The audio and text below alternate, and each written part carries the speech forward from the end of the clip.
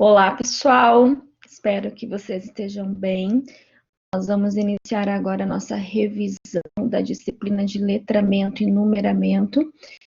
Até aqui já fizemos alguns encontros, já compartilhamos algumas videoaulas, dentre outros materiais, além dos conteúdos que vocês puderam ler a cada semana, além dos materiais também de apoio, né, do Saiba Mais que vocês tiveram, enfim.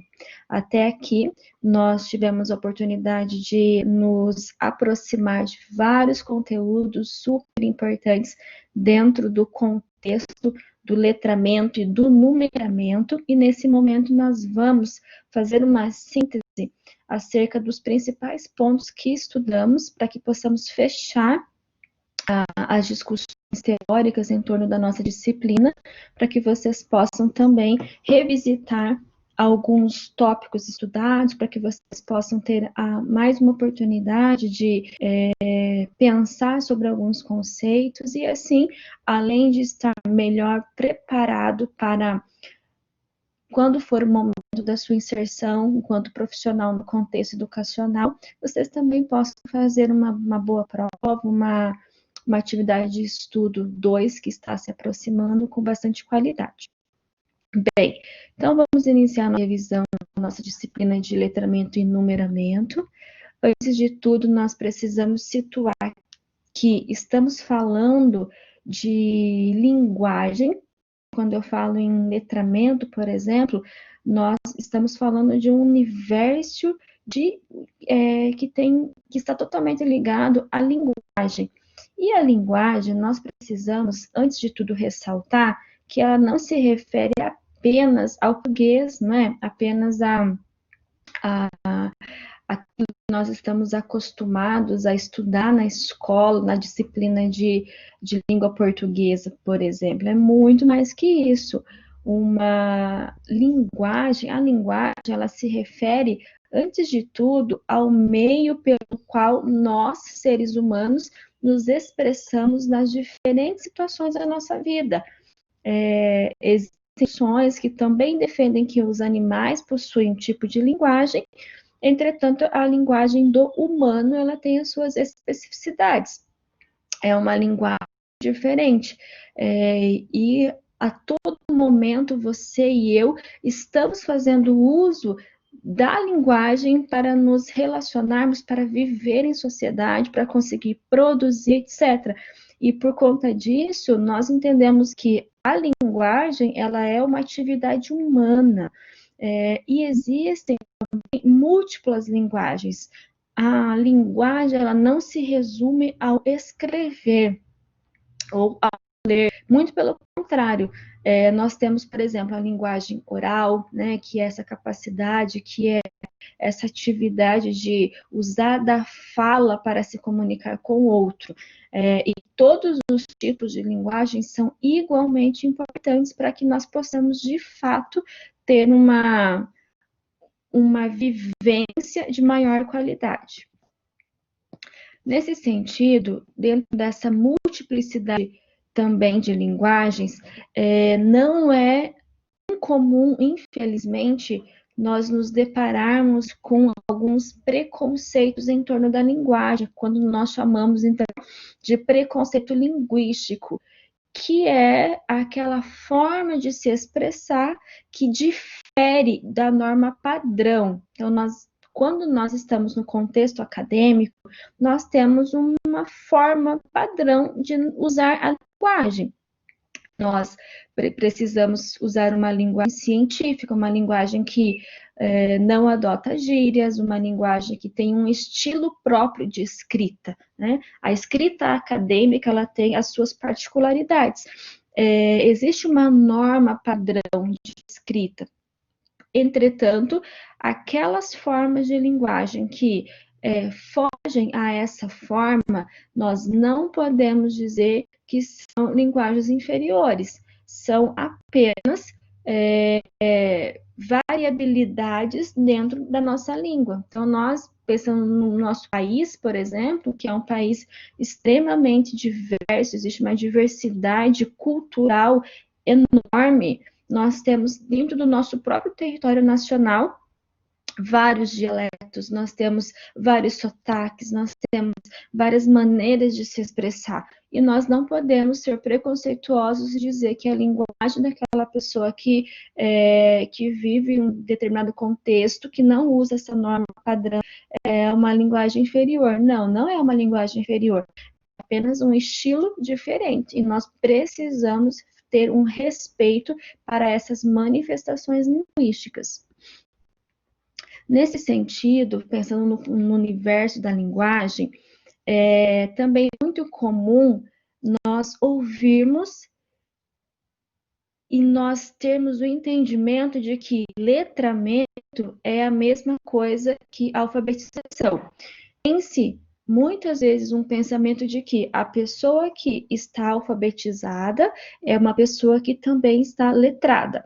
E nós temos discutido bastante nessa disciplina sobre a diferença entre esses dois processos. Eu pergunto para vocês, letramento e alfabetização versam sobre a mesma coisa? A resposta é não. Então, não esqueçam disso. Esse é um ponto muito importante. Nós temos que ter muita clareza dentro dessa disciplina.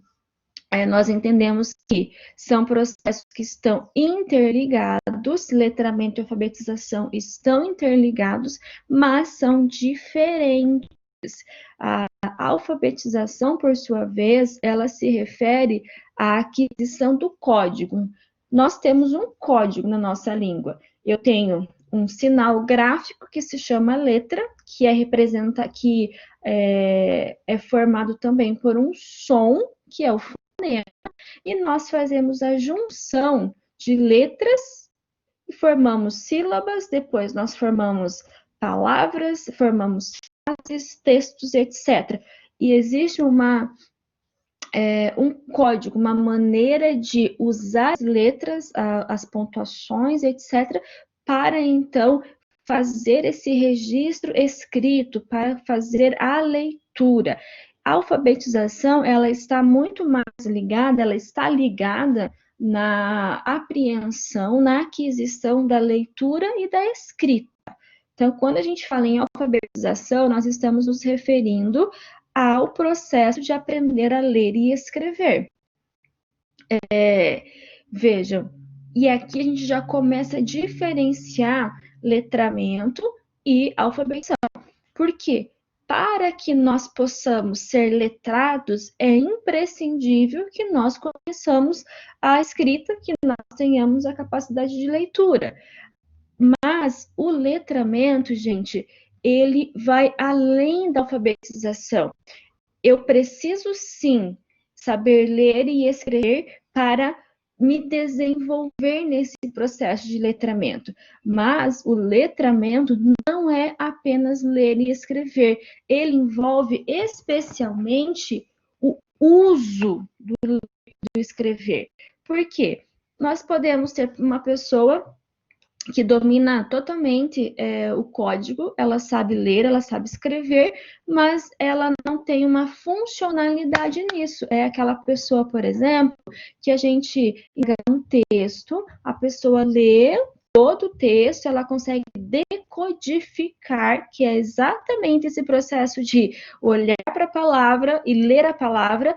Entretanto, nós temos essa pessoa que não entende aquele texto, uma pessoa que apenas decodificou, mas não consegue interpretar. E é nessa perspectiva que nós dizemos que o letramento, ele diz respeito ao uso que se faz da leitura e da escrita. Nós precisamos, então, sim, saber decodificar um texto, uma frase, mas também usar essa leitura que eu acabei de fazer, usar essa escrita com uma função social. Eu preciso usar dessas habilidades para me colocar socialmente, para realizar as minhas atividades humanas de modo qualitativo. A alfabetização, aqui um resuminho para vocês, envolve esse decodificar os signos linguísticos ou as sentenças, que é justamente o que eu acabei de falar. Existe um sinal gráfico, que é a letra, que tem um som, e nós fazemos a junção, e assim nós temos a construção desse código que nos permite ler, que nos permite escrever e o outro nos entender. O letramento, olha que interessante, ele envolve a compreensão como elemento da existência. Isso aqui é algo muito significativo, porque a partir dessa leitura que eu faço, a partir da escrita enquanto alfabetização, eu consigo ler o mundo. Veja que para eu ler o mundo, não basta que eu consiga decodificar. O decodificar é importante, mas eu preciso ter uma visão crítica, uma visão elaborada sobre o ambiente no qual estou inserida, sobre o meu país, a política, sobre a economia e dentre muitas outras áreas.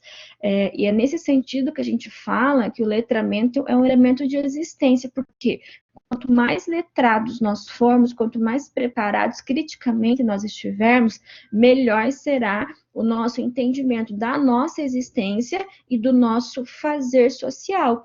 Então, o letramento, ele implica no uso social da língua. Todos nós que estamos dentro de um contexto social, nós precisamos usar da língua para viver, para interagir. E quanto mais nós estivermos letrados, que, como eu tenho falado bastante para vocês, não é só saber ler e escrever, nós temos a condição de uma interferência social, de uma transformação da realidade muito maior. E no contexto de letramento, nós também precisamos trazer a matemática ou o numeramento. Muitas vezes se acredita, talvez muitos de nós aqui já tenhamos inclusive falado que a matemática e português são completamente diferentes. É comum a gente ouvir assim, os alunos dizerem, não, porque eu sou das exatas, o outro, eu sou das humanas, meu negócio é matemático, e o outro, meu negócio é português, etc. Como fossem duas áreas completamente diferentes e completamente distantes. Contudo, ainda que cada uma delas tenha suas particularidades, obviamente, nós entendemos que existe uma interligação. Por exemplo, a matemática, nós temos ali a presença de uma linguagem escrita. Quando nós temos as fórmulas, quando nós temos aquele uso de letrinhas, por exemplo, dentro das fórmulas, quando a gente tem a escrita de uma situação, problema, para conseguir, então, entender o contexto e pensar numa resposta, nós estamos tendo a presença ali da matemática, aliás, a presença da linguagem, portanto, a linguagem, ela está, sim, presente na matemática. E a alfabetização matemática, assim como nós falamos agora há pouco da alfabetização, que está envolvida a leitura e a escrita, nós temos a alfabetização matemática, que é quando nós, então, aprendemos o código matemático. O que quer dizer? Que nós sabemos que existem alguns sinais gráficos que têm um significado específico. E se eu uso um sinal gráfico errado, o meu resultado também se torna errado. Por exemplo, nós temos lá, vamos pensar nas 4 operações básicas, né? Adição, subtração, divisão e multiplicação. Se eu estou resolvendo uma situação problema e eu uso o sinal de multiplicação no lugar de adição, o meu resultado ficará completamente diferente daquilo que é previsto. Portanto, eu tenho um erro. E nesse sentido que a gente entende que existe a alfabetização matemática, que é a mesma coisa que o ler e escrever, mas aqui pensando nesse universo do número. Existem códigos, existem sinais específicos dentro da matemática que envolve a alfabetização matemática. Entretanto, nós temos que entender que o contar, que o fazer matemática não é simplesmente quantificar e numerar. E assim, a gente entende que nós temos o numeramento, que é usar da leitura como base para a construção do conhecimento matemático. E nós entendemos nessa disciplina que a matemática ela é concebida como uma atividade humana. E olha que interessante, e não apenas como um conjunto de técnicas e conceitos que expressam apenas a visão dos grupos dominantes. A matemática, ela é uma atividade humana. Você e eu precisamos diariamente usar da matemática para resolver os nossos problemas cotidianos. Eu preciso da matemática para ir ao supermercado, quando eu vou ao banco, quando eu preciso pensar no meu salário e ver se eu posso comprar algo que eu desejo, etc. E aqui, de novo, nós vemos essa presença do letramento e numeramento, é usar dessa alfabetização, desse entendimento do código, mas conseguindo fazer uma leitura social, usar desses repertórios que nós vamos aprendendo ao longo da nossa vida para conseguir viver mais e melhor. Então, nós temos também essa necessidade de falar do letramento como uma prática social. E por ser uma prática social, está relacionado ao contexto, ao ambiente no qual cada pessoa está inserida. A depender do ambiente no qual uma criança, uma pessoa cresce, ela terá alguns comportamentos de linguagem que o seu colega da mesma idade talvez não tenha. E assim, isso é muito precioso para a gente enquanto professor, porque em nossa sala de aula, nós temos lá vários sujeitos, sujeitos esses que muitas vezes possuem manifestações de linguagem diferentes daquele que nós usamos dentro do contexto escolar. E nós precisamos, enquanto professores, valorizar essas diferenças, não só respeitar as diferenças, mas valorizar mesmo. Ensinar, trabalhar isso com todos os estudantes, de modo que eles possam perceber nos seus colegas, sim, que existem outras formas de fala, de manifestação de linguagem, mas que, em vez de olhar com preconceito, em vez de ter um tipo de exclusão, não, vamos tentar entender aquela linguagem, vamos valorizar e aprender também com aquele sujeito. Não quer dizer que nós não vamos apresentar para esse sujeito a norma padrão, porque esse aluno vai precisar da norma padrão para viver em sociedade. A gente sabe que os processos de trabalho, os processos de produção, nós precisamos fazer uso da língua padrão, da norma padrão, mas também nunca deixando de valorizar aquilo que os nossos estudantes trazem. E aqui algo bem interessante nessa perspectiva das múltiplas linguagens, dentro da sala de aula, nós temos que tornar significativa a experiência do letramento. Ai, professora, como que eu faço isso? Puxa, aqui a gente poderia falar muitas coisas, mas basicamente nós, ao trabalharmos tanto a alfabetização, quanto trabalharmos algum conteúdo, que a gente tente superar a mera reprodução, mas que a gente traga elementos, conteúdos de criticidade para que os nossos estudantes possam olhar para aquele conteúdo, olhar para o mundo e desenvolver a sua própria percepção.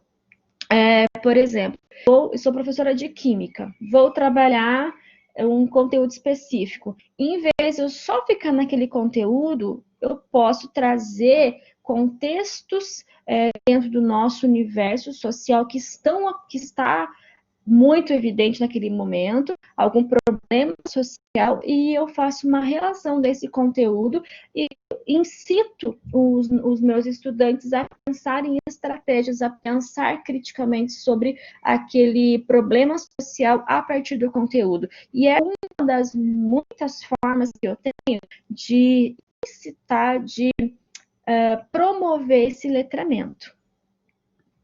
E ainda pensando na sala de aula, algo que a gente sempre pode fazer uso é o gênero textual. Aqui eu citei para vocês alguns exemplos. Nós temos muitos gêneros textuais que nós podemos adotar dentro da nossa prática pedagógica para trabalhar o nosso conteúdo que está curricularmente visto, mas também oportunizar aulas mais diferentes, aulas mais criativas, aulas mais interessantes. E isso por quê? Para que nós tenhamos uma prática pedagógica permeada de sentido. A neurociência tem mostrado para nós, através de muitas pesquisas, que quanto mais sentido, quanto mais significado houver interligado a um conteúdo que eu estou trabalhando, maior será o nível de apreensão, de compreensão dos nossos estudos. Por quê? Quando um conteúdo que eu vou apresentar para o estudante tem algum sentido, ele consegue se motivar, se vincular àquele conteúdo, inclusive se dedicar mais para o seu entendimento. E assim, nós estamos promovendo a aprendizagem. Bom, pessoal, espero que vocês tenham aproveitado essa revisão, espero que ela ajude vocês para solidificar alguns conteúdos, alguns conceitos que nós trabalhamos e que vocês tenham um bom tempo de estudo. Um grande abraço e até mais.